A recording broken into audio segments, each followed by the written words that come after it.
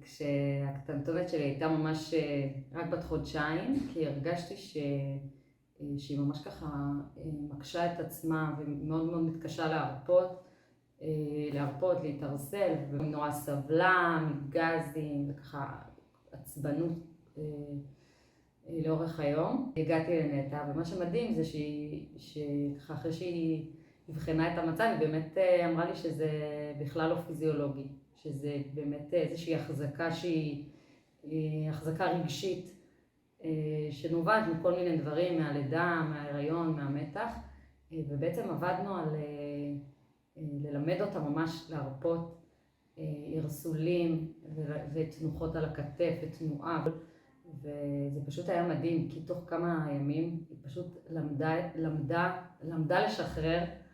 פתאום לאט לאט היה לה אפילו יציאה פעם ביומיים, אחר כך פעם ביום, אחר כך כמה פעמים ביום. השינה יותר הסתדרה, צינון שהיה כל הזמן, משהו השתחרר. ובעלי באמת מאוד הופתע לראות ככה עד כמה זה משמעותי. זה ממש ריגש אותי שכאילו אני מאפשרת לילדה שלי, אפילו בגיל כזה צעיר, להצליח להרפות ולשחרר.